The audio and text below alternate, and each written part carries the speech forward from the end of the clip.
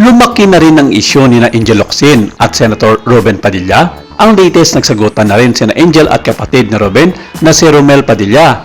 Ang misis naman ni Ruben na si Mariel Rodriguez ay unfollow na si Angel sa kanyang social media. Matatandaang nagsimula ang isyu ng kalampagin ni Angel Locsin si Ruben Padilla sa kanyang Facebook post at kinwestiyon ang ilang mga panindigan ng aktor politiko. Ayon pa kay Angel, hindi na ito ang dating Ruben na hinangaan niya.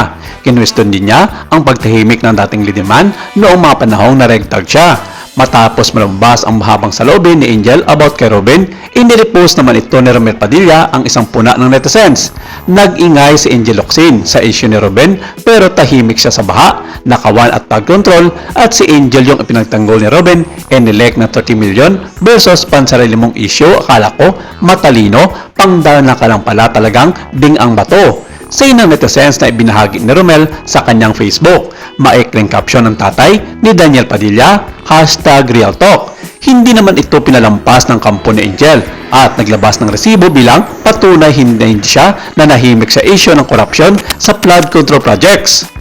Sa official Facebook page ni Angel, muling inilabas ng administrator ang post ng actress from last year sa kasagsagan ng issue ng flood control projects. Tahimik sa flood control, certainly not Angel Locsin. See receipt below. Tumindig para sa mga Pilipino noon hanggang ngayon. Ang caption nito sa nasabing social media. Anyway, hanggang sa ngayon ay wala pang payag si Senator Ruben Padilla hinggil sa mga payag ni Angel.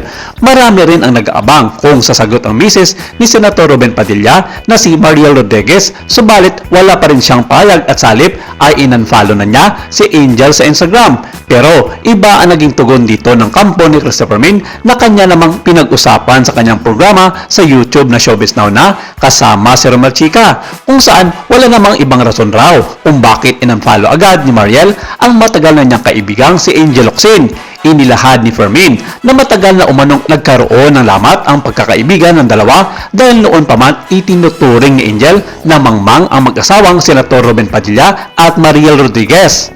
Kaya naniniwala ang mga tagasunod ni Angel Locsin na tama nga ang pananaw nito sa mag-asawa dahil alam naman raw ng lahat na nagmamarunong lamang si Senator Ruben Padilla sa kanyang papel sa Senado na patuloy na pinupuna ng kanyang mga kritiko dito.